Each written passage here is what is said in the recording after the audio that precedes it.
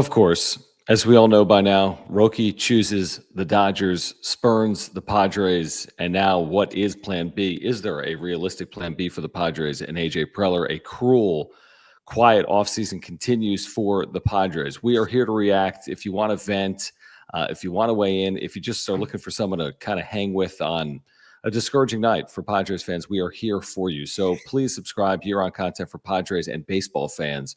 Smash the like button for us. You can follow us on X at John Schaefer, at Jim Russell SD. We appreciate the super chats. I see one from JD Gaucho just came in. We'll get to every single super chat here today. If you want to support the channel, if you want to make sure your comment ends up on screen, click the $ below the chat box. If you want to become a member, click the join button down below. It's not surprising how this ends up. There's a lot to react to in terms of if this was a handshake deal all along or not. But Padres' quiet offseason continues. They had Sasaki in town as recently as this past Monday, according to Dennis Lin. He extended his stay into Monday. They find out 4 days later he has chosen L.A. over San Diego, and the rich get richer, and the Padres are left to figure out what to do next. Am I wrong to think that the take is like, oh, at least they tried their hardest? Like that's stupid. You should be pissed, and I'm sure they are. But like, every single Padres fan should be livid. There's no, oh, congratulations, you finished in second place. It's, if you ain't first, you're last. This is a gut punch.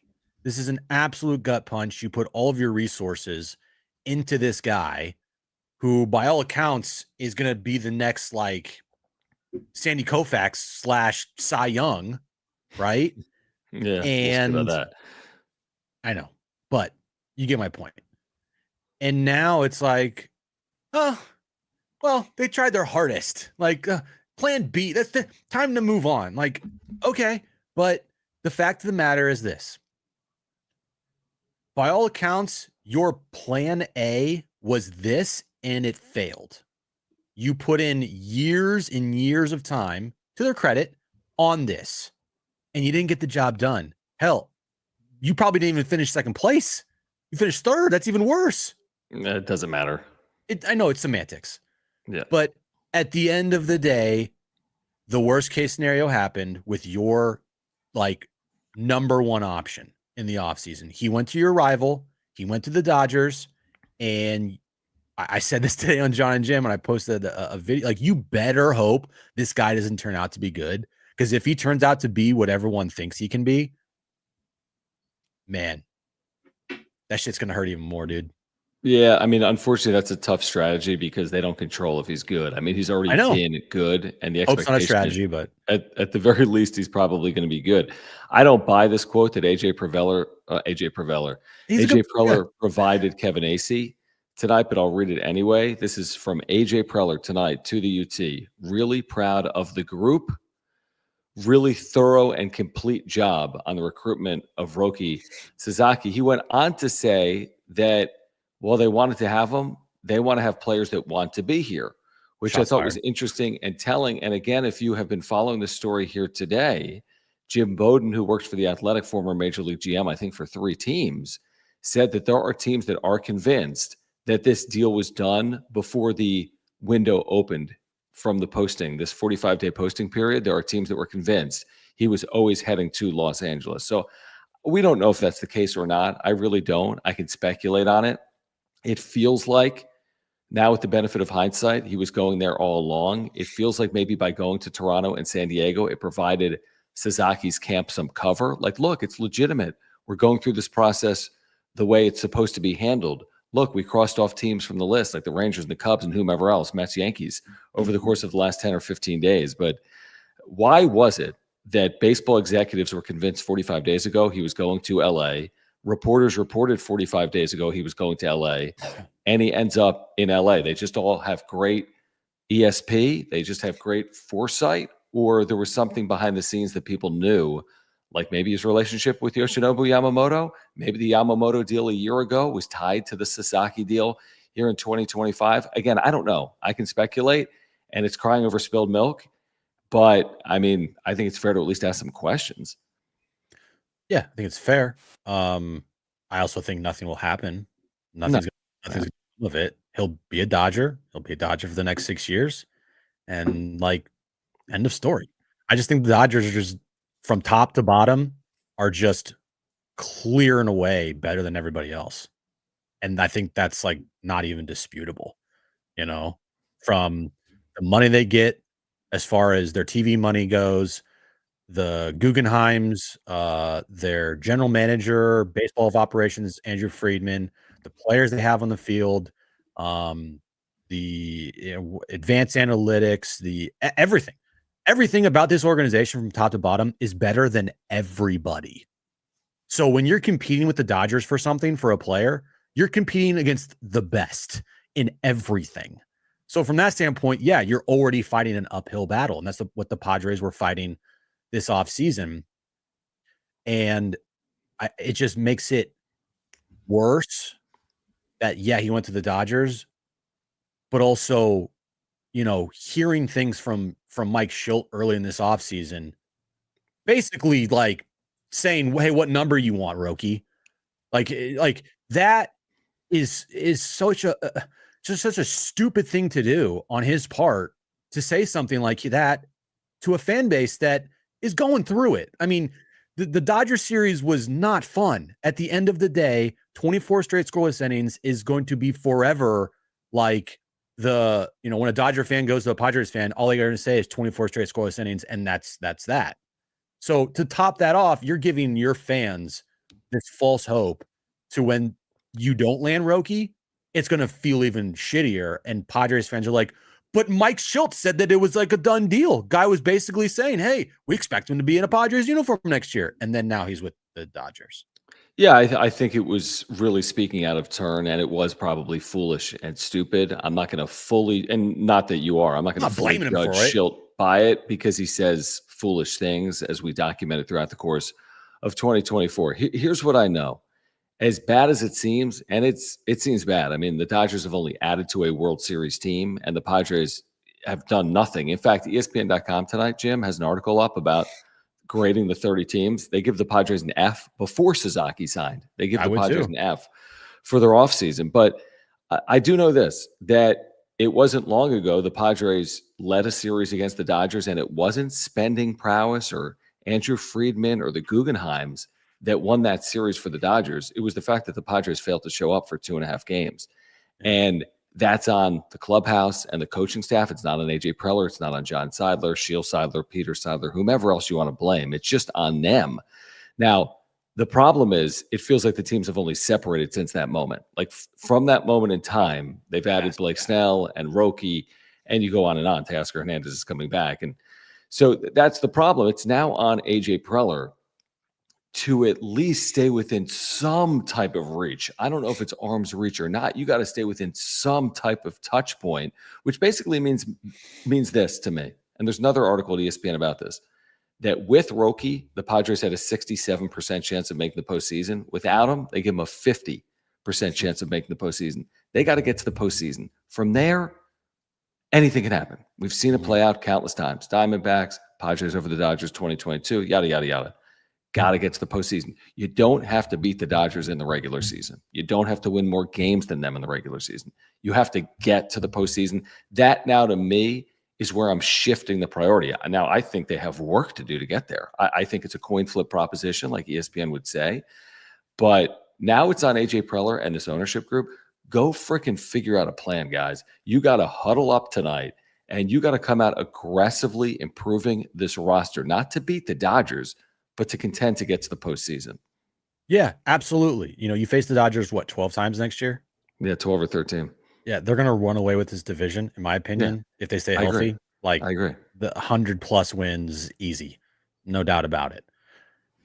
It's about the Diamondbacks, the Phillies, the Braves, potentially, the Mets, right? The Giants, Cardinals. Yeah, no, you're 100% those are the teams, Brewers, Cubs, those are the teams you are going to be competing against with. Dodgers are in their own class, but it doesn't make it any easier when most likely you're going to be facing the Dodgers like every time in the postseason. And if you got to get past a wild card round every single time, like you are operating with no shot, none, zero chance to have a bye in the first round in home field, like none. Like that's tough to operate. That every year you have to always be playing that extra series every single year. Yeah, no, I agree. I mean, they won that series in 20, 22, and 24, but you're right. You're going to run into a series that you don't win when you're arguably the better team, and that's not going to be easy. I want to get to these super chats, by the way. There's over 300 of you here live. There's going to be many more on replay. If you're new to the channel, please subscribe. All right, we're here for you during the good days, like last regular season, and through the bad days, like tonight. So if you're a baseball fan, if you support our work, please consider subscribing, and thank you for the super chats like this one. Just click the $ below the chat box. We'll get to all of them here tonight. We appreciate your support of the channel, whether you've been here for 3 years or it's your first time visiting the channel. JD Gaucho, longtime viewer and supporter, thank you, man. He says, 2 words, Jack Flaherty, go get him on a short deal. I don't see the spend. I don't see their appetite to spend on starting pitching, which is so costly. That's what made Roki such a beautiful idea. $1 million a year, a guy that you could build around, a guy that could be towards the front of a rotation. I mean, Jack Flaherty, is a good starting pitcher, but what's the cost? What's the cost if you're San Diego? They don't have money. Like they're paying Ohtani and Sasaki $3 million for the foreseeable future combined because of the deferred pay. And so if you want to add Yamamoto, what's Yamamoto at? Like 30 something a year? I don't know, because it was 325 for how many years? Good question. There's a lot of years.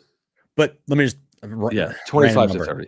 Okay, this is say 30 million. Yeah, that's paying fine. 34 million combined for 3 of the best Japanese players in the game of baseball. No, 3 of the best players. I don't know about Sasaki. The 3 best. The 3 best. 3, like, forget the fact that they're Japanese. They're just good. Right. 3 of, I'll wait on Sasaki because I got to see it. I'll wait on him. Potential-wise, he has that. Yeah. But as far as Japanese players go, the 3 best, end of discussion. And one of them's the best player in the world, in the world. Yeah. So that sucks. When it comes to throwing out names like Jack Flaherty or there's a lot of names, Anthony Santander. I said this today. The fact that we have to sit here and all Padres fans have to sit here, and the first thing that you think about when you think about this team's offseason is like, how can we crunch the money? How can we do this? If you're a Dodger fan, you're not operating under that scenario. You're just like, go get this guy, go get that guy. If you're the Mets, you're not operating there. Yankees, you're not operating in that space. And that is such a bullshit way of thinking if you're a fan of a sports team. Like, either have a salary cap or don't. And if you don't have a salary cap, then I shouldn't be have to worry about money. And in baseball, it's like, okay, there's no salary cap, but all we do is sit here and worry about the cost and the money. That's fucking bullshit. So it's like, are you going to go out and spend money or are you not? Are you going to sit here and be, pinching pennies or are you not? Because if your goal is to win, you shouldn't give a fuck about money. And go out and get a Jack Flaherty. Go out and get an Anthony Santander. Go out and get a Pete Alonso. Like, go do those things. But because this team's number one concern now is staying under the CBT and making sure to, not spend a bunch of money and being cost effective, those things will never happen again. And as a fan, if you're a fan of this team, that's bullshit. So here's another quote from AJ Preller tonight to Kevin Acee. We've seen off seasons where we've been really aggressive and been able to line up on moves early in the off season, and other years, like last year, where it was later in the process, we've got a really good core and good foundation we like a lot, and we've got some needs as well. That to me is another way of saying we want to win cost effectively. We want to win within parameters, with both Preller and Shildt have said this offseason. Let me get to this next super chat, guys. If you're here, please subscribe. And if you're here, thank you for the supers. We'll get to all of them here tonight. Thank you, JD Gaucho. He says, meanwhile, the Vagabond A's, they have spent, man. Luis Severino. Third in baseball in the American League, right? Yeah, Guardians, Shane Bieber, D-backs, Corbin Burns. That's a huge deal. Other moves could have been had. It does feel like they waited too long, unless I wonder, even on the other side of Sasaki, if they keep waiting for the bargain, if they keep hoping that Profar doesn't sign a deal and he comes back to you in February and says, can we come to terms at this point? It's like, are you still shopping for the bargain, or are you just shopping to improve your team? I also wonder, are they going to do it at all via free agency, or is AJ Preller going to have to call all 29 teams and line up on some type of trade? It's kind of a rabbit out of a hat stuff. Hey, here we're still in Cease and Luis Ariz last year. I'm just not counting on that again. They've traded away prospects. They don't want to move Salas and DeVries. I don't blame them. You can't just every year pull a guy that finishes third in the Cy Young voting out and acquire him via trade. What an absolute awful way to run an offseason year after year, waiting for bargain deals. Right. Instead of, I don't know, being aggressive because you were a game away, 9 innings away from eliminating the eventual World Series champions and moving on to the NLCS with home field and, World Series favorites at that point.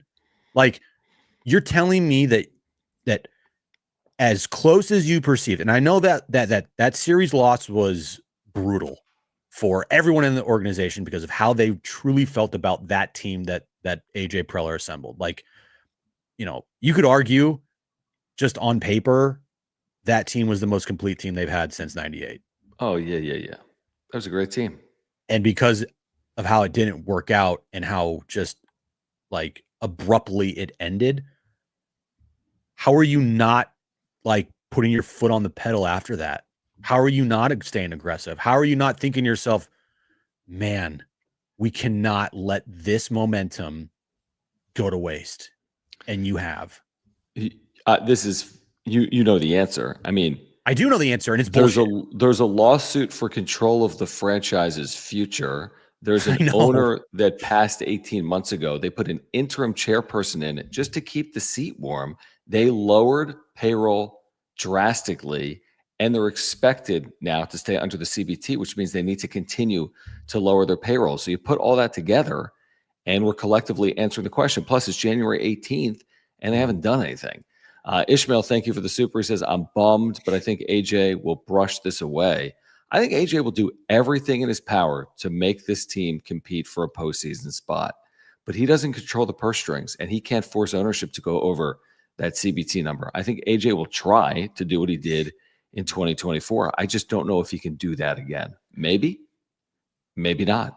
Yeah, and that's his job. His job is to quickly move on and not sit there and dwell like we are right now. Like, I would bet a lot that the second he found out that Roki it was not going to pick them, it was like a quick fuck.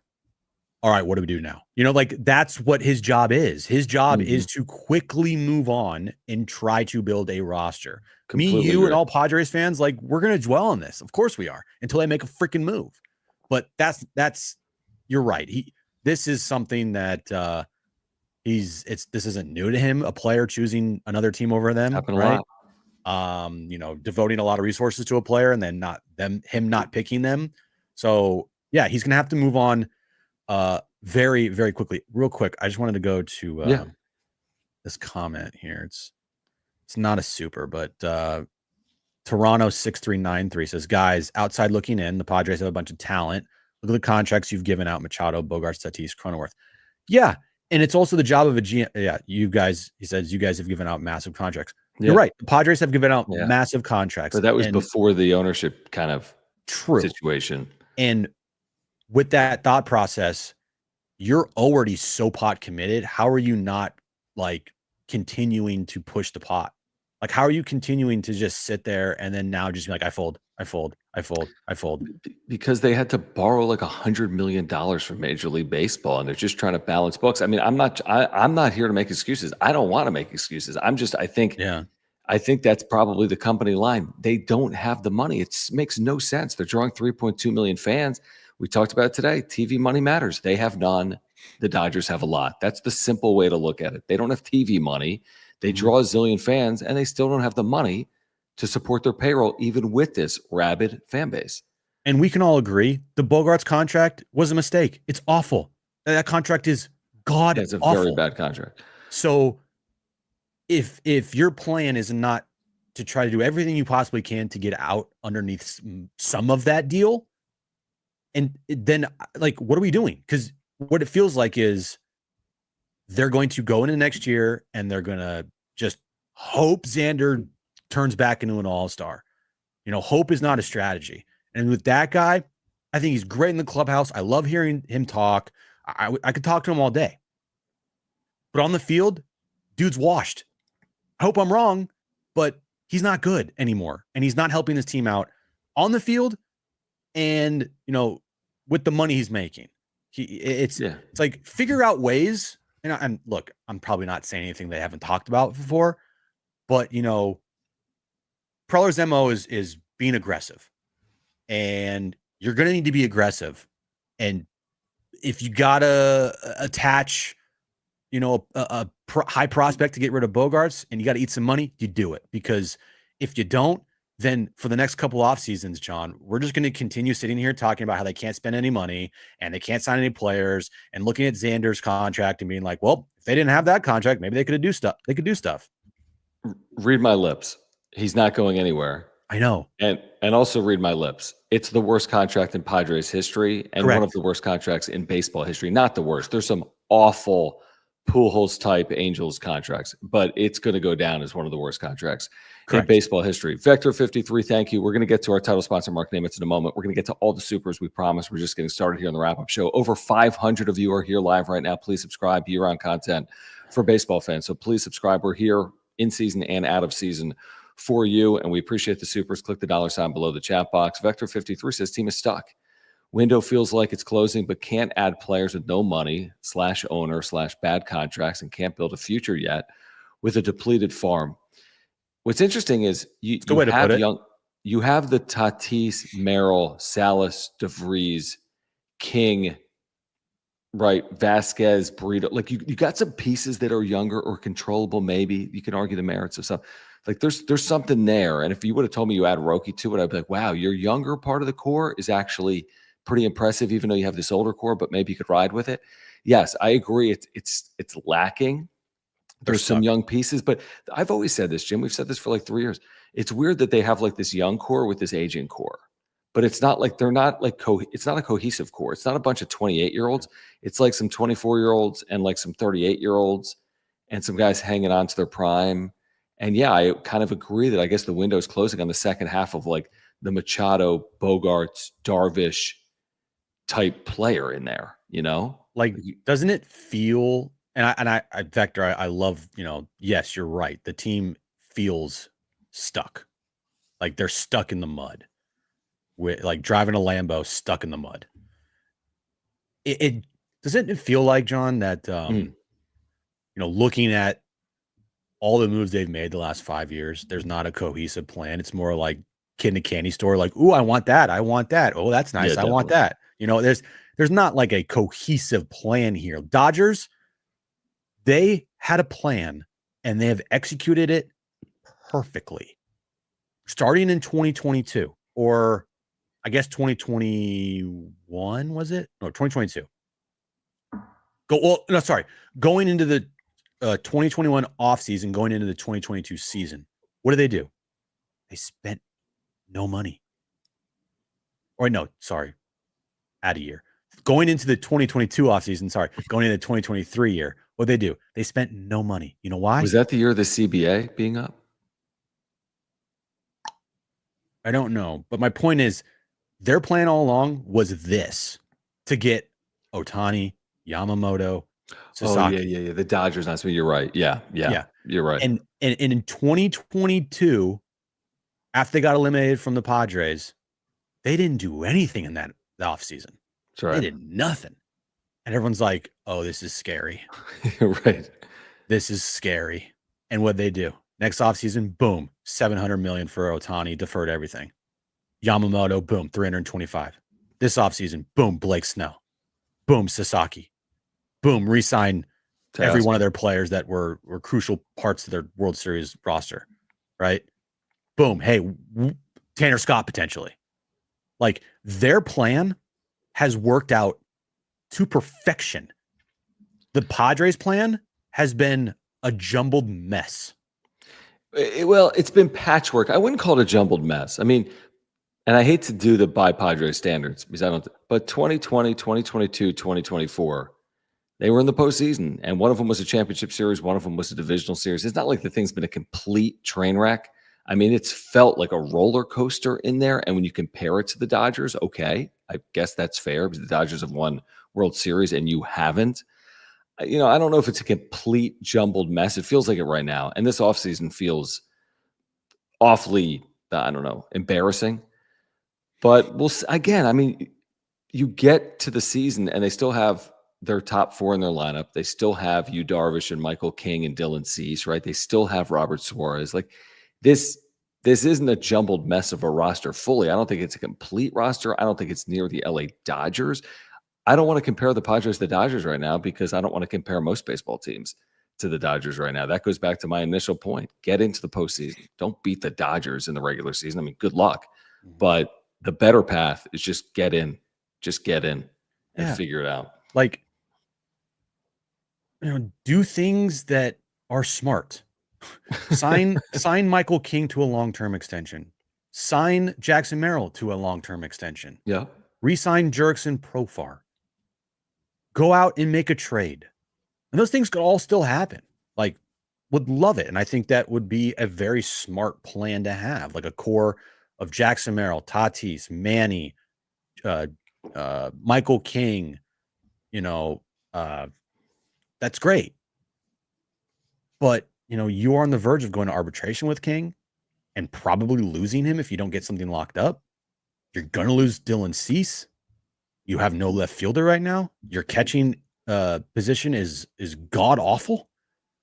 You got the worst contract in Xander. The first realistic move that costs money, but is almost a prerequisite, is coming to terms with Michael King on at least a multi-year extension. Like that's basically like a prerequisite for the season and for the fan base, and just to give some amount of positivity. Avoid arbitration, turn this into a 3-year deal, give him what he's owed, and both sides are better off for it. I could argue that King heading into free agency, you're going to bet on your health. From a Padres perspective, you can't lose him after 2024. Again, is it the end-all be-all move? Well, he was already here last year. I mean, you're not really adding, but to give yourself a little bit of security and to lock him up beyond 2025, not worry about that all year. And I don't know if they're going to do it, Jim. What would that cost? What would Michael King on even a 3-year deal right now? 3 for 90, 3 for 80, 3 for 75? Mm-hmm. So, I mean, but that's like the bare minimum for me. Like, go get a deal done with Michael King, and then let's go from there. But this arbitration case is probably like you're staring down the barrel of it. It's coming probably within, I don't know, 10 days. So before spring training, I know that. So 15 days. Yeah, they're in a place that is not great, and you have a ton of pressure from your fan base, rightfully so. Coming off I don't care what other teams are doing. All I care about is what the Padres are doing. And what the Padres are doing right now is what it feels like is they're not trying to capitalize on a 93-win season where they were up 2-1 against the Dodgers. Like, it feels like they've gone backwards. It doesn't feel like they're trying to capitalize. Like, I want to win a $10 million in the lottery, but like, if I'm not actively trying to do it, it's just like, what are they doing? I'm sure they have talks all the time about what to do, but like, you got to act and you have to be aggressive. Well, if something's coming, I just don't know what. And I don't know if it's going to, appease Padres fans or not. My guess is it won't. Martin Maldonado didn't make you happy the other day? No, that didn't whet the appetite. JD's third, thank you again. He says, #sell the team. Let's get into that on the other side, the impact of the lawsuit. I mean, is a sale still a possibility for this franchise with what's going on right now with this Shildt Seidler lawsuit? Would they be better off in that hypothetical? We could talk about that coming up. But we do want to thank our title sponsor, Mark Nimitz, because we can't do it without Mark's support. He's been with us since day one. You're going back like 4 years now on the wrap-up show, 5+ years on the radio with the wrap-up show. So if you support the channel, please support Mark Nimitz. If you have an insurance need, we know it's been going on throughout the state of California. Let Mark help you, because there's been a lot going on, obviously, People impacted throughout Southern California by wildfires, obviously, and we're thinking about those that have been impacted. But if you have an auto, home, renters, life insurance policy, or you want a new one, or you want to switch, let Mark save you money. And if you ever need him, he is there for you. Trust us. I've used him before. I've got earthquake, homeowners, life insurance through Mark. I had to file a claim in 2022. He saved us so much time and money, thousands of dollars, dozens of hours of time. So he's a Padre fan. He's a lifelong San Diegan. He's a huge supporter of the channel. You can click the link in the description down below. We text every day. He was texting with us today because of Roki. He's a diehard fan. We'll talk to you about the Padres. So get free quotes online. Click the link in the description down below, or give Mark Nimitz a call. Mark Nimitz at Farmers Insurance. He can save you money, and he's a great insurance agent. You can take it from us. Yeah, all his information is in that ticker below, and Nimitz at farmersagent.com. When you reach out to our buddy Mark, tell him what's up, and tell him also that John and Jim sent you. Can I bring up a thing here? And I see this in the chat. Okay. I see you, Joe. Thank you for watching. Joe says, anyone remember what happened in 2010? Padres had the best record in baseball with a $38 million payroll. Everyone chill. Well, they actually didn't have the best record in baseball in 2010. Not even close. What are you talking about? No. They didn't even make the postseason. They won 90 games. Correct. Everyone shouldn't chill. I think like chilling right now and thinking everything's okay is kind of like, I don't know, loser mentality. But you know, how I don't even understand that. Like, what? First of all, that was 15 years ago. Everything has changed. Yeah, 15 years ago. I mean, everything. You can't compare 2010 to 2025. You can't compare 2024 to 2025. I mean, I understand the maybe take a deep breath on, okay, Sasaki signs another team. This guy isn't fully falling. I understand that sentiment. That's probably a fair sentiment, but I'm not going to tie it to their $38 million payroll. I don't see the, you know. He says, stop shit on the Padres. They're handcuffed with payroll. We still have a playoff team. We just have to get creative. I agree with the they have to get creative part, but I don't agree with that they still have a playoff team. They have a nice core. And what you refer to as shitting on the Padres is actually us being unbiased and providing a fair and reasonable assessment of the state of the organization, not seeing it through rose-colored glasses. That's just what it is. Yeah, it's and not that's what why people are here. Yeah, it's not what you want to hear, Joe. Right. But it's like the truth. And if you want to hear some rose-colored, like everything's fine and, you know, not understanding that the fan base is upset right now, go listen to somebody else. There's plenty of that in this town. Trust me. But we're going to tell it like it is. And the fan base is pissed right now.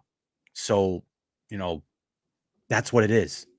So let me get to some of these supers. No, you're right. You're right. But appreciate you hanging out. And again, we can agree to disagree, but our opinions just differ. Again, JD's third said sell the team. And then Jaime followed up by saying, how big of an effect did the lawsuit have, if any? I mean, that's at least a black cloud or a question mark hanging over this. Now, we're going to hear from Roki. I don't think we're going to hear from him on Shildt Sadler's lawsuit. I do think Jeff Passan will write 10,000 words on this. I do think Dennis Lin will do further reporting on this, as well as Ken Rosenthal, but I'm not here to say that the lawsuit is the reason why the Padres didn't land Roki, but I am here to say I don't think it helped their cause to land Roki Sasaki. I don't know if it did or if it didn't, and we'll probably never know. But if it did in any way have any type of effect on this decision, sell the team tomorrow, because you're going down that path of like, this is going to turn into problems. Because guess what happens? Agents talk, players talk. And if you have one player decide not to go to the Padres because of the ownership and because of like the lawsuit and the infighting, you're doomed. You might as well sell, because if you don't, you're going to be having these problems for the foreseeable future. So that's how I feel on that. But I don't know if that is to be true. No, we don't know. It didn't help. I know that. I mean, it certainly wasn't their closing argument. Hey, by the way, we might have a new chairperson every year. Alex Figueroa, thank you for the generous super. He says, it sucks we lost Peter and are stuck with owners whose strategy is sneak into the playoffs and pray for a good week against Big Brother. I guess this is better than 08. but it still feels bad. LFGSD. I mean, that's interesting because when they expanded the postseason, that was an argument. Just kind of figure it out. Maybe it doesn't encourage spending. Maybe just have a good enough team. Get in. Your fan base is happy. Maybe you get lucky, make a run. Maybe you don't, but whatever, you made the postseason. I mean, it's an interesting way to look at it. I don't know if that's their strategy or not, but I mean, their strategy certainly isn't let's do everything we can to win 100+ games. I mean, that's just not happening. So I guess their next strategy is let's field a team that is capable of making the postseason. Yeah, their strategy is let's just do enough to compete. Let's get in as a wild card and see what happens. Like that's the Padres mindset. You asked a great question today. When's the next time the Dodgers don't make the postseason? I mean, I think being honestly, like it would be more than 10 years from now would be my guess. They've made it 12 straight, right? Like another decade. So that would mean they would make the postseason 20-something straight. Yankees did 3 straight years. Yankees did that before the expanded playoffs with Jeter, right? Something like that, 15, 20 straight times. But yeah, I mean, I think it'll be the 2030s or 2040s, honestly. I mean, it's baseball. I guess things can change. You can have injuries, but I'd be surprised. And all these deferrals that they're going to pay on later, it's so far down the road. They can navigate it for a decade. They'll gain so much money and revenue off of the multiple World Series that they win and the endorsements from Ohtani, Sasaki, and Yamamoto, and the MVPs that the team will get and Cy Youngs, right? Like, I don't think they'll get bogged down by deferrals. I really don't. And if they do, it's like 20 years from now. Oh, they're going to just pay off those deferrals and be totally fine with it. Like there's no sweat. They're like, okay, how much you want? How much you need? Okay, here we go. Yeah. Like it's just easy write the check. HBBBV, thank you for the super chat. Thank you for the longtime support of the channel. He says, let's focus on the Dominican, Little Dominica over Little Japan. Okay, they did sign a couple of Dominican prospects or expected to sign a couple of Dominican prospects. We're talking about 17-year-olds that aren't even the top 25 international prospects in baseball. I think number 43 and number 70 that are maybe 4 to 6 years away from the big leagues. I mean, how's that worked out for them so far? Not great. Not great. Patino was a bust. Morejon has never lived up to his potential. We wait on Salas and DeVries. Salas is hitting 200 in the minors. And DeVries looks pretty nice, but again, prospects until proven otherwise. Appreciate this. Is this Lambden or Lamb Donovan? Thank you for the super chat. He says, you guys do a great job, but how is it a sales pitch for the future when you won't spend and your ownership is a disaster? It had to have an impact. It could have. We can't say one way or another. I mean, maybe the ownership situation was a big reason why he didn't land in San Diego, or maybe he was destined to end up in LA all along. And to Jim's point, I don't know if we'll ever truly know. I don't think we'll ever know either. The only person I think that can actually uncover that is going to be Dennis, truthfully. If anybody was going to find that out. Ken Rosenthal, or Jeff passed in a long deep dive. Maybe, but locally, I think the only person that would actually publish that is Dennis. Probably. But again, I don't know. And if it did come out, I'm only speaking hypotheticals. My opinion right now is kind of like Switzerland. I just don't have one on it because I don't know. Now some people are very confident that the ownership and lawsuit had a effect on his decision. Okay. But until we find that out, I'm not going to definitively say it, but the only take I have with it is if we do ever find that out, then you need to sell the fucking franchise. Yeah, if that was a reason why. Yeah. Yeah. Let me get back to these supers. Guys, if you're here, over 600 people are here live. Please subscribe. I think we're within about 150 subscribers of 8,000. So if you're a baseball fan, if you support our work, we're here in season, out of season, Friday nights. I mean, day and night for you. So if you want to support our work, just subscribe, and we appreciate the super chats. Click the $ below the chat box like Run It Back did. So thank you, Run It Back. He says, how much money did the Padres bring in on average? What are their revenues? Nobody knows their revenues. They don't disclose them. They're not public. We don't know what they make. We don't know what they lose. We don't know their financials. We know the valuation. We had someone on talking about their valuation. I think it's around $2 billion. They were bought for about $700 million. So, I mean, there's been a serious increase in value, but I don't think anyone knows their revenues, do they, Jim? We don't know how much they make or lose. And I know we have Dave on all the time, and he's begging the Padres to release like their revenue numbers. That will never happen. Never happen. Do you think teams are like willing to release how much money they make every year? You know why they don't? It's because if they did, then fans would be so fucking mad that they made X amount of money and didn't spend any money on their big league team. Like that is a big reason why you never will see a big league club tell you how much they made in a year. Because if you saw the Padres made last year, like I'm just throwing a crazy number, just say they made $700 million. I don't. That seems a little high. Okay, if they made 50. Okay, 50. I mean, 50 is a lot of money. I'd say they made $150 million last year from revenue. Okay. You'd be like, what the fuck? Why didn't you spend on the team? Yeah, you know what I mean? I'd 700 million. You get my point. It's just like, I don't even know what number would be even like close, but. No, that's the thing. Nobody knows. Yeah, they'll never happen. Are they operating at a loss? Are they operating at $150 million profit? Million. I don't know, dude. $700 million is ridiculous. JD's third thank you says Dodgers are signing 15 international free agents tomorrow, masterclass. I mean, I can't disagree with that at all. I'm not going to disagree with that. I mean, today is not the day to be like, oh man, the Dodgers are really going to be screwed for this. No, this worked perfectly for them. They land Sasaki. They acquire some international money. They're going to sign their other prospects that were committed to them as well, reportedly. We'll see if they land them all or not. Like Jim said earlier, I mean, they're well-oiled right now. And it's not just the Padres trying to catch up. Baseball's trying to catch up, truthfully, because they've won at a high level and now they've finally broken through in postseasons. And that's scary for the rest of baseball, including here in San Diego, is what it is. Paul, thank you for the generous super chat. Thanks, appreciate Paul. you. He says Dodgers saved money ahead of the Ohtani free agency. Teams like San Diego and even Atlanta, who tied up their cores early, did so at some risk. It worked out better for some than others. That's a fair commentary. It worked out for Atlanta. They've won a World Series in this cycle. It certainly worked out for the Dodgers. I mean, the Padres are like the one team that's really, really, really, really tried, Jim. Like, think about this. The team, they've really, really, really, really tried, arguably, for 4 or 5 years in there. 20 or like 19, 20, 21, 22, 23, 24. But they didn't get a World Series. They didn't even get to one. Most of these teams, like the Atlantas, the Dodgers, who else? Like who's won? Houston, like these teams that are trying to win. There's only like 10 teams trying to win. Half of them have won a World Series the last 5 years, but the Padres haven't even gotten to one. Yeah, you got to get to one,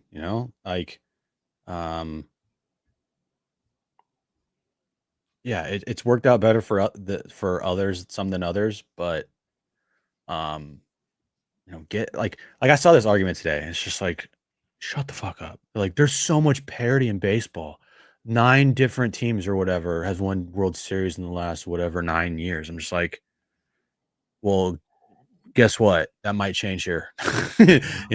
True. Now baseball is a sport where like anything can happen, and some rando guy could strike out Ohtani, and it's great, but it doesn't help when you have one team in your sport that is, gathering all of the talent in the sport like it's, Cheerios or something. I don't know. Like it's Infinity Stones. Yes, like it's Infinity Stones. You like that? Yeah, they're just picking it left and right. They really are. All right, JD's third. Thank you for the super. He says, I would love to hear Mike Shilt's thoughts tonight. I really wouldn't. No, I think he's maybe going to be quiet till it's going to be real interesting because like we all thought Mike Shildt for half of last year was kind of always talking out of his ass. And it was just like, this guy ain't it. And then to his credit, second half Shildt showed up and the team blossomed and they looked amazing.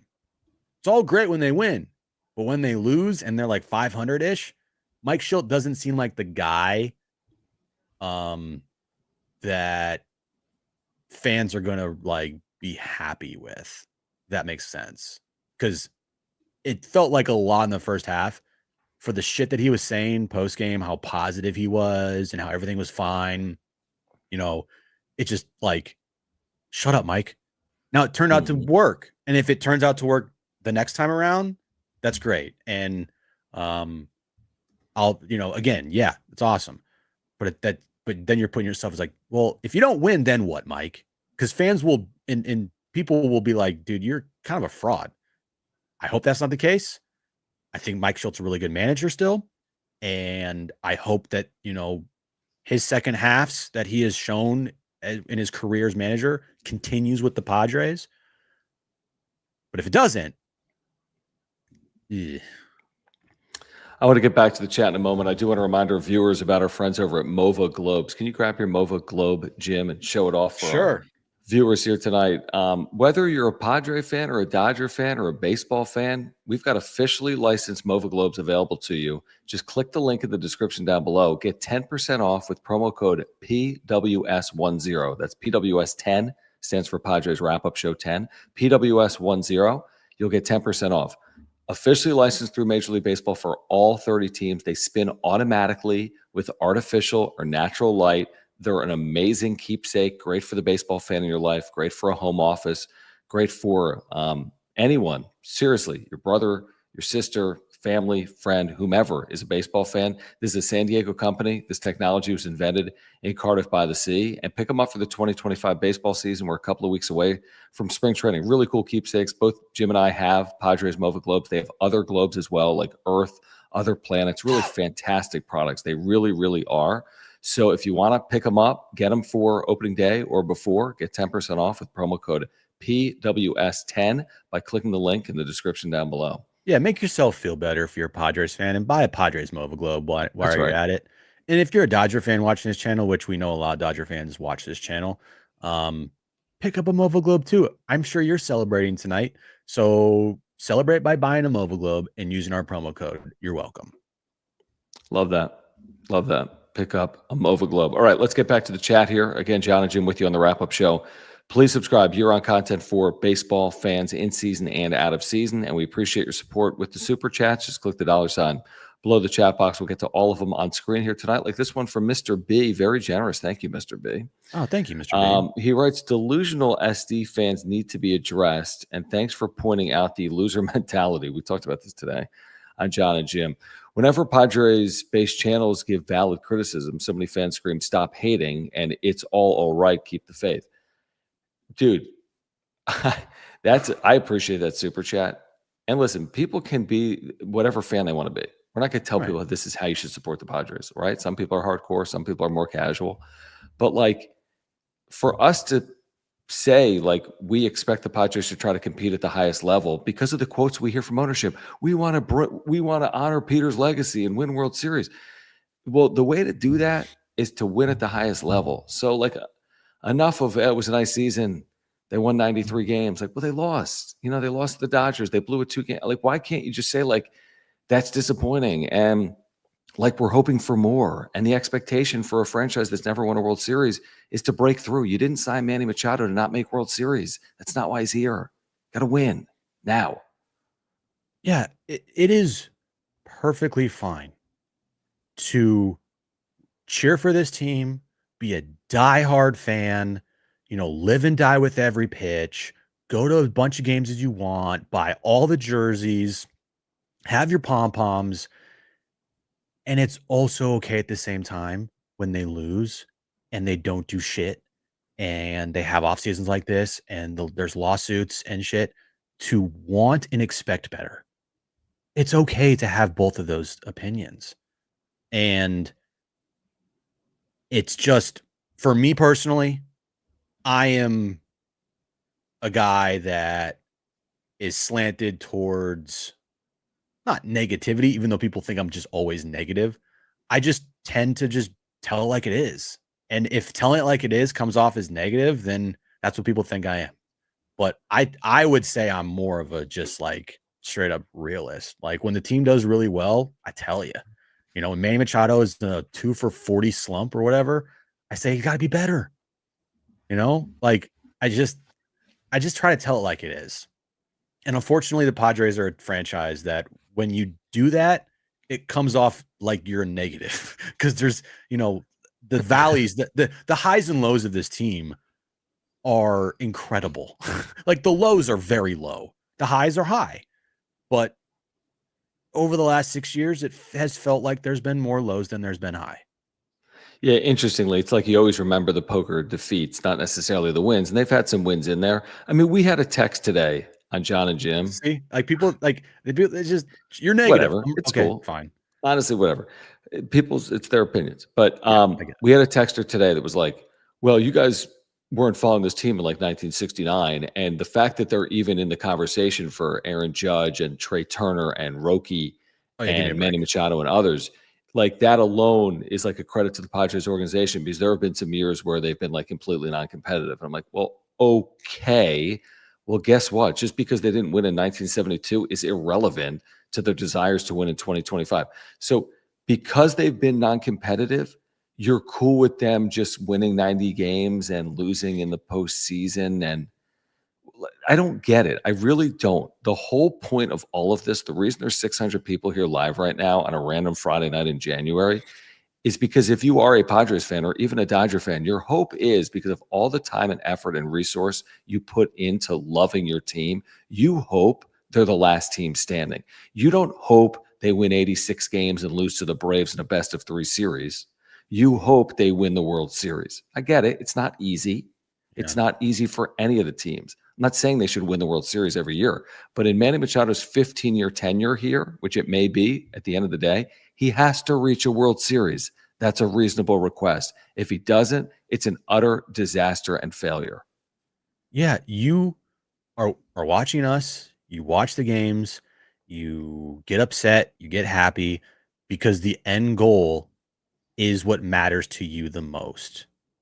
And if we're sitting here giving our opinions on this team, constantly telling you everything's going to be okay, everything's going to be okay, and sugarcoating the shit out of everything that goes on with this team, we're not doing our job.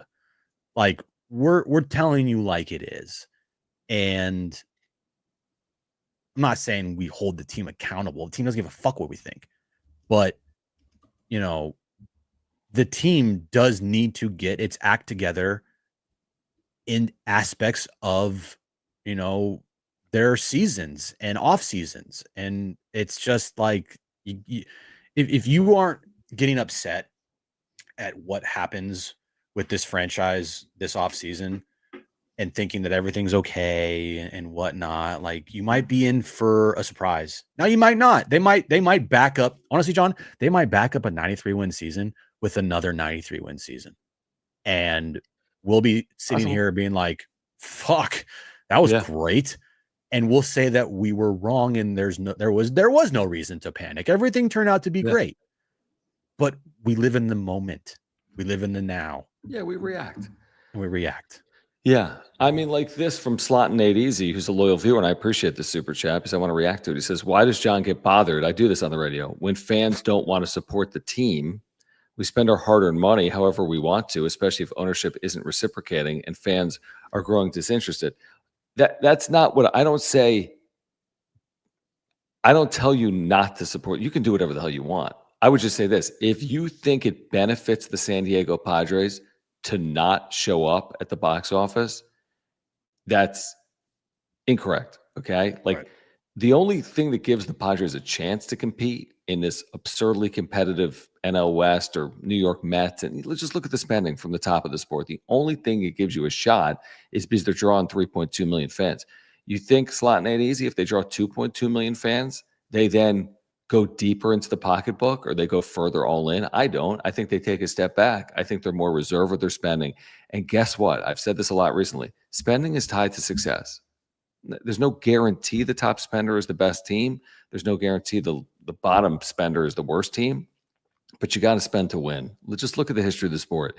You have to spend to win. You don't give yourself a shot if you're 20th in payroll each and every year to win World Series. So I would just say if you want this team to be top third in payroll, which they're not right now, so okay, I understand that. But if you want them to be top half in payroll, I think they have to draw. They make no money on TV. I think they have to draw. I'm not telling you, you can do whatever you want. If you don't want to go, that's absolutely fine. I just don't think it benefits the San Diego Padres. Also, they won 93 games. You're not going to go because they didn't get Roki. I mean, I get being upset, but people are going to go. They've sold out the season ticket memberships. You know what I'm going to do right now, John? I don't. I'm feeling generous. Feeling very generous. Oh, are you feeling generous right now? Do it. I'm feeling generous. Hand those things out. I'm feeling generous. I am gifting now 5 memberships to our channel just because I love you guys and I'm feeling generous. So which means you get custom emojis. I'll give everybody a couple more seconds here to come on in and get ready to get a potentially free membership, right? So gifting 5 memberships right now out to our loyal viewers of the wrap-up show. Here we go. Gifting 5. Ready? Boom. Done. I'm ready. All right. Gift them. Okay, I just saw 5 have been gifted. Calvin Gregory was gifted. Adam Meyer, Wes Hart,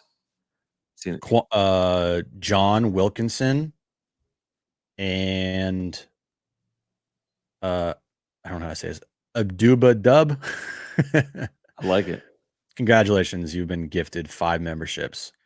If you want to become a member of this channel, all you have to do is click the join button down below, and that's a great way to support what we do here on the wrap-up show. Let's get back. There's a lot of supers, so let's get to some of these supers. From No Mama, are they going to lock in DC? Dylan Cease? No, they're not. I don't think. I'd be very surprised. He's going to be a free agent. Yeah, correct. Yeah, like I would be shocked. Yeah, if they signed him. Yeah. Ishmael, thank you. Says Dodgers fan here. I appreciate you guys always keeping it real. Always like your expert analysis. Appreciate that. And he knows the Dodger fans here know we'll rip the Dodgers. Oh yeah. But if they win the World Series and they go and they don't allow a run for 24 consecutive innings and they land Roki, we can't be morons, right? Now again, do I know the way in which they landed Roki? Can I ask questions or be critical? Sure, I think I can. I think that's fair. But I mean, I'm not going to sit here and be like, the Dodgers are going to win 59 games next year, and here's why, right? I mean, they just won the World Series, and they've reloaded their roster. They're going to win 100 games. Yeah. Sorry. If they stay healthy, they are going to compete for the most wins in the history of a single season by a baseball team, I feel like. You think? Yeah, I do.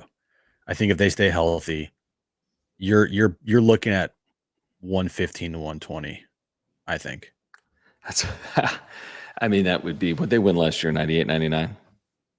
Yeah, and that was that was their worst team in the last 5-6 years. In the regular season, they just kind of sleptwalk through it. Yeah, I think I'm going to say they win 105, which is a massive number. But you're right. It's possible. It's possible. They lost Glass now. Kershaw was non-existent. Bueller sucked. No, they didn't have Blake Snell. And if you replaced a shitty Walker Bueller, a hurt Kershaw, a non-existent May, and a non-existent Glass now with Ohtani, a healthy Glass now, Blake Snell, Sasaki, and a Yamamoto that's going to give you more than 19 starts, dude. Yeah, I know you're right. It's possible. It's certainly possible. JD's third, thank you, man. He says Robert Murray said on Foul Territory lawsuit a factor. I mean, that's probably his opinion. Probably.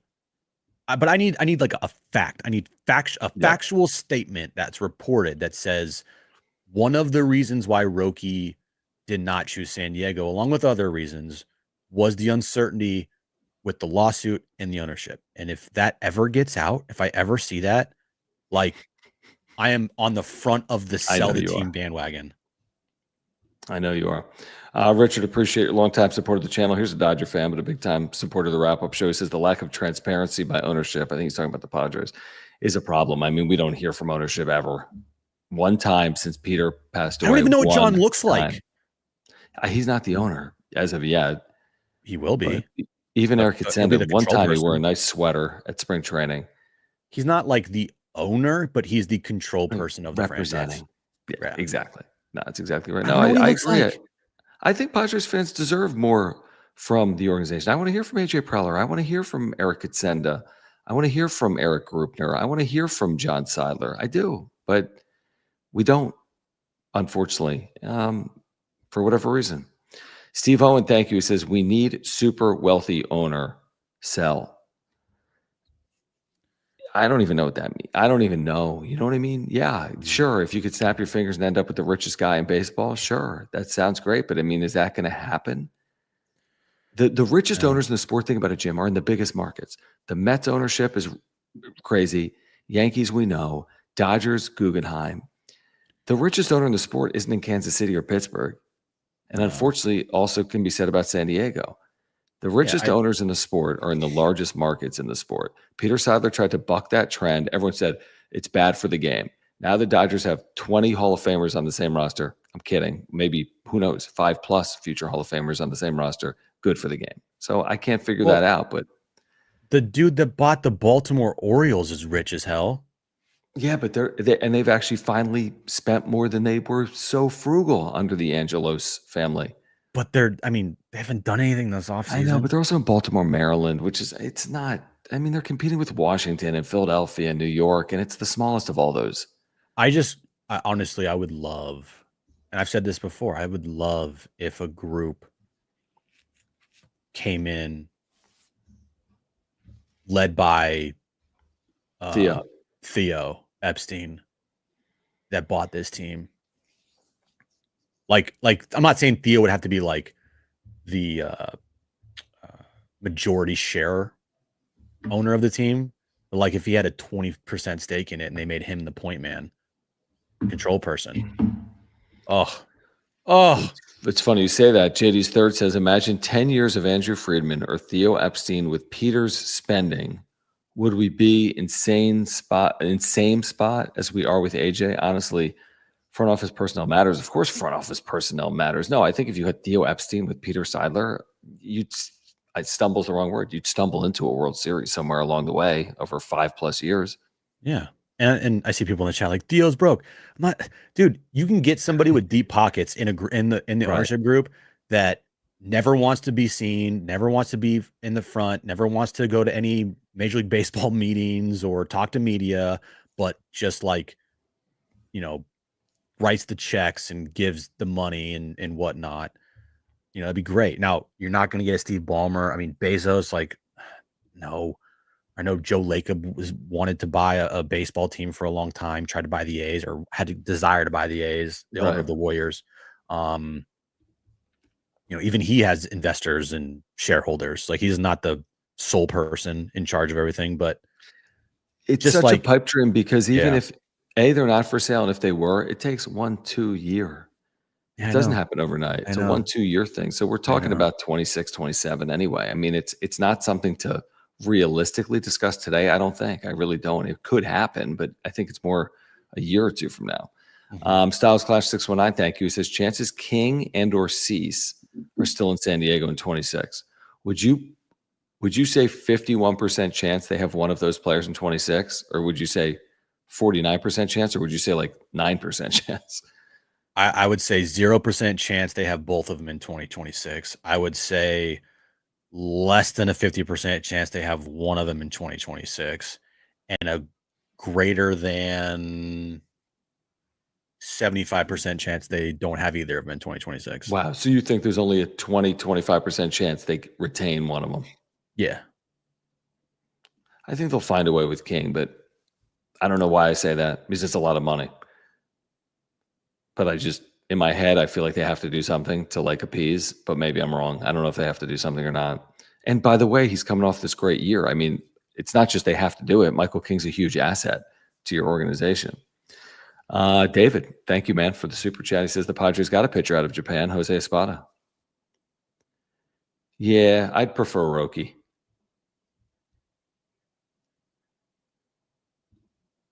Ben, thank you. He says, I don't care if it's solely for vibes. At this point, I need Profar back this year. Trade Arise for pitching and throw Pro at first base. I'd like to see Profar come back. I wouldn't trade Arise, but I'd like to see Profar come back. Can you hear me? Yeah. What the F? Never mind. What's the issue? I touched my mic and something happened. So. Oh my gosh. No, you sound fine. Okay. Did you want Profar back? I just can't hear you in my headset. Oh, no big deal. It's fine. What do you mean you can't hear me in your headset? What do you mean your Hold headset? on. I need to. Let me just hold on. Oh my gosh. Life with Jim, guys. I think there's a decent shot Jurickson Profar's back. I do. I don't know why I feel that way, but I think what he was asking for, he's not going to get. And I think, would I give him like 3 years? No. Would I give him 15 million plus a year? No. But if it was a 1 or 2 year deal at a reasonable number, I would do it. I just think he has value beyond his play. But I also played well last year. You're on the wrong side. Can you hear? Yeah. Cool. All right. What do you think about Profar coming back? You think he returns or not? I think they don't have a choice. Like he's returning because if they don't re-sign him, like what else could go wrong? You know? Yeah, it's a good point. It's like they're almost going to have to sign him, not because they need him, which they do, but because if they don't, it's just like, dude, we need some good PR here. You know? Yeah, like you're. Yeah, I mean, you We need need something. You need a major league caliber player in the outfield. You can't just bring a bunch of non-roster invites to opening day and hope it works. I mean, that's not a good strategy. HBBBV, thank you again. He says, I'm starting petition for new ownership. I'll comment under all major Padres pages. Social cannot turn into the A's. America's finest city deserves more. This team's not turning into the A's. No. I mean, you know what I mean? There's a long way between where they are and the freaking Oakland A's. When they were in Oakland. You mean the Sacramento A's? Yeah, but like when they were in Oakland was an abject embarrassment to the sport. And that's not where they are, the Padres. Correct. Although Sacramento is spending their freaking money. They are, yeah. 10 million today. On some dude. Will the Padres spend 10 million this offseason? I'll say yes. You have to almost, right? I'll say yes. Because if you don't spend 10 million, you're not even fielding a team. Finished with your roster. A full team. Yeah, you're gonna have like 19 guys on the team. Like, can Jackson Merrill play left and center at the same time? No. This is like last year. We're like, who's gonna play? Will they have a left fielder? But they don't have a left fielder other than these fucking roster no, they minor do. League, The SpongeBob SquarePants guy, Oscar, whatever his name is. Yeah. God, how like just devastating is it to go from potentially having to talk about Roki Sasaki for an entire spring training and getting super hyped for all the stars to talking about like what minor league invite's going to be their left fielder. Right. And here's the other thing. They might spend 10 million, Jim, but what if they trade away 10 million? Like what if they trade Robert Suarez and then add 15 million? Well, they only added 5. Right. That's a possibility too. They've already added almost 6 without doing anything because of arbitration numbers. I think at least, right? Horizon Seas had to be more than 6 combined. It's under 6, but it's okay. It's close to it. Yeah. Okay. Man, I do want to remind our viewers about our friends over at Underdog Fantasy. And listen, divisional round of the NFL postseason is going on starting tomorrow. So if you have not yet signed up for Underdog, what are you waiting for? Use promo code PADSWRAP, PADSWRAP. PADSWRAP. You'll get a 50% deposit match up to $1,000. That's their best offer ever. Plus a free gimme first pick. What does that mean? For example, tomorrow for the Chiefs, Patrick Mahomes higher than a half passing yard. Okay, like they're giving you a pick'em. All you need to do is hit on 2 pick'ems. You go 2 for 2, you win, and you can win up to 1,000 times your money. But if you use promo code PADSWRAP, PADSWRAP, click the link in the description down below. You'll get the 50% deposit match plus the free gimme pick. It's the best and easiest place to play fantasy sports. This is the best time of the year to do it. NFL postseason going on right now. Baseball's coming in just a couple of weeks as well. Obviously, NBA, NHL, college sports as well. So if you haven't signed up for Underdog, now is the time. Use promo code PADSWRAP. That's PADSWRAP. Get that 50% deposit match plus a free gimme first pick going on right now at Underdog. Yeah, there's so many plays this weekend with Lamar Jackson and Josh Allen and Patrick Mahomes and Jared Goff. Like, get to Underdog Fantasy now.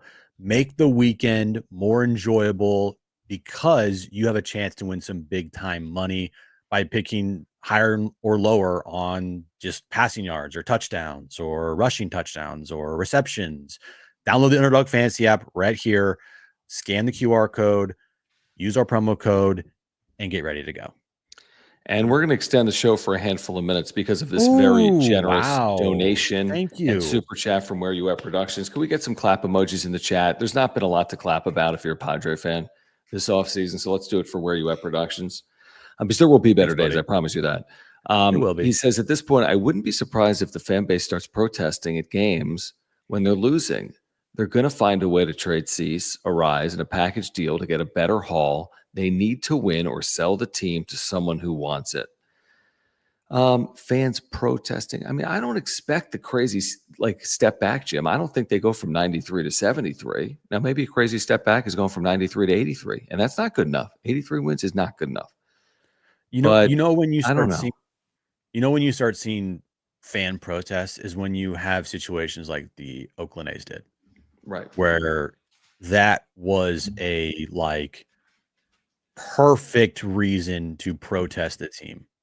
Now it sucked because the players and coaches have had nothing to do with it, but you had a shitty owner, and that is when you protest the team. The fans, if you win 83 games next year, protest that. Yeah. Now if you go 83 wins, 80 wins, 75 wins, 84 wins, then you're at some point the attendance just drops off. Yeah, you're going to see a dip. It's just what it is. Guys, look at this. Yeah. What if, Jim, if they're 60 and 60 and it's August 29th, whatever, right? Do the math. August 18th. And it's Hassan Kim bobblehead night. Bad example, he's not here, but it's Martin Maldonado, great defensive catcher night.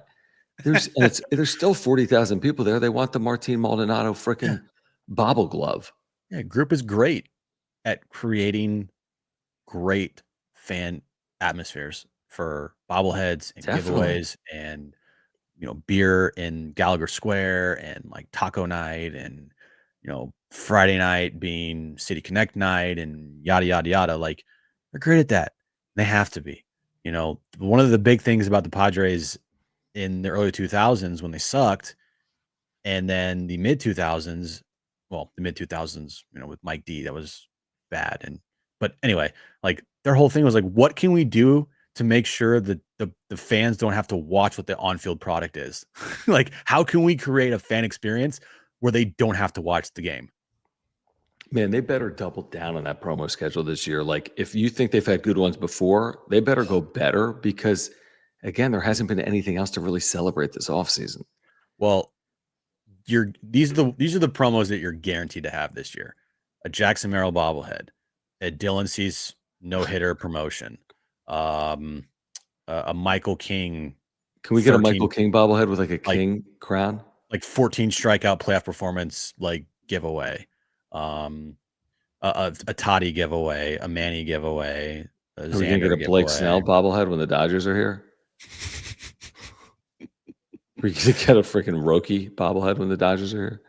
Yeah, thank you for the super, buddy. Really appreciate it. Yeah, I mean, if they are 7 back, and we talked about this, if they're 7-8 back at the deadline, then we will be pushing hard for them to trade everybody.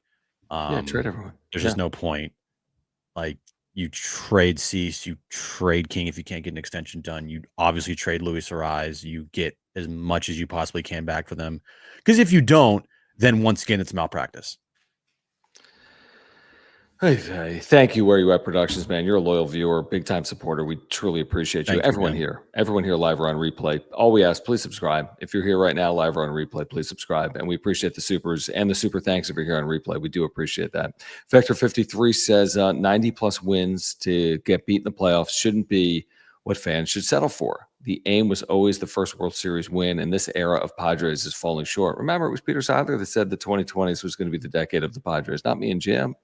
And he did his darndest to make it that. And he was committed with his actions and spending.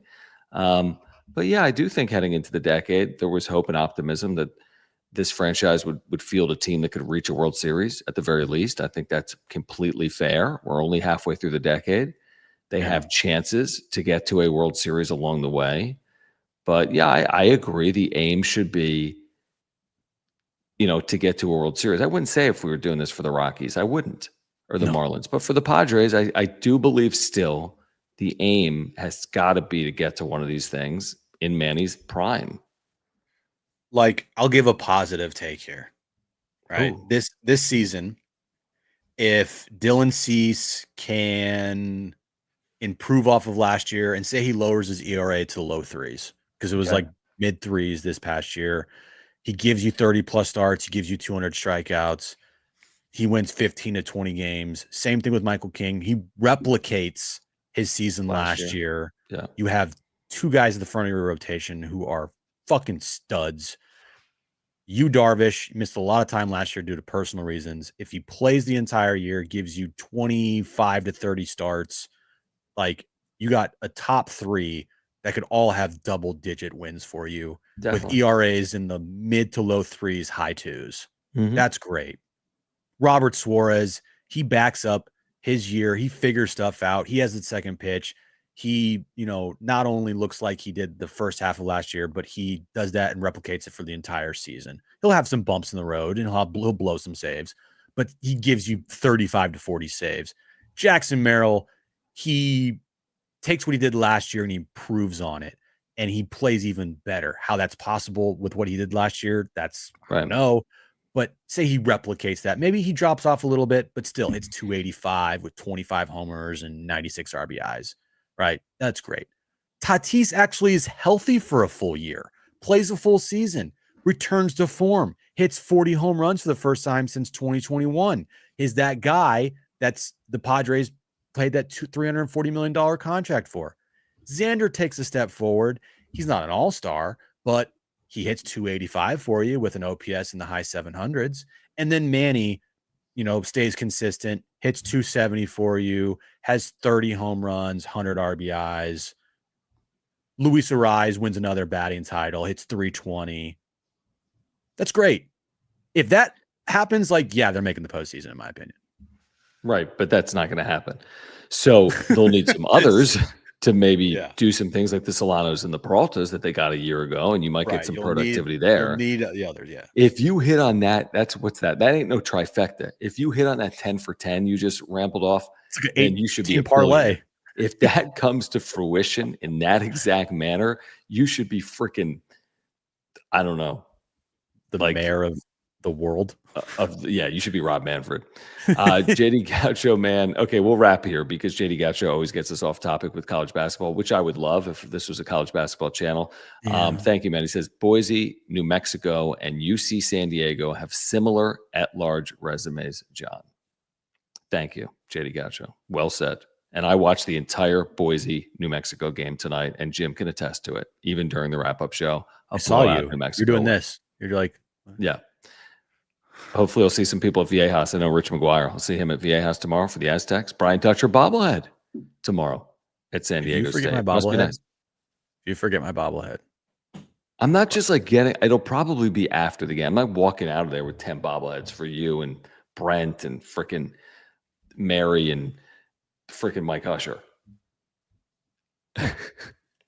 Just get 2. One for me, one for you. Get 2 additional ones. 2 additional. Okay. Well, who's the 2? Who are the 2? You and Brent? Me, Brent, and then you're going to get one too. Okay. Let me see what I can do. I'll talk to Richard. You're going to forget. I know it. All right. I probably will. All right. Jim is going to play golf this weekend. Enjoy the long weekend. It's not a great start to it for Padres fans. There'll be better days. The offseason isn't over. Spring training's coming. Hope springs eternal. Kind of. And let's see what the Padres plan B is, because that happened over the weekend. That's tomorrow. Tanner Scott to the Dodgers is tomorrow. Please subscribe. You're on content for Padres fans, Dodger fans, baseball fans. Just please subscribe. Smash the like button for us. Follow us on X at John Schaefer, at Jim Russell SD. If you're here on replay, thank you for the super thanks. If you want to become a member, just to support our work, click the join button down below, get custom emojis, and badges. Support our partners, all right? We've been doing this for so long. We can't do it without your support, without our partner support. Mark Nimitz at Farmers Insurance. If you have an insurance need, get in contact with Mark. He will take care of you. Click the link in the description down below. Mova Globes, use promo code PWS10, PWS10. Click the link in the description down below. And Underdog Fantasy, promo code PODSWRAP. That's PADSWRAP. Get a 50% deposit match and a free gimme pick for divisional NFL playoff games that kick off tomorrow around the National Football League. Jim, safe travels, man. I'll see if I can get you a Dutch bobblehead. If not, I'll see you Tuesday. Actually, either way, I'll see you Tuesday. Okay. Peace out. Bye. Bye, guys.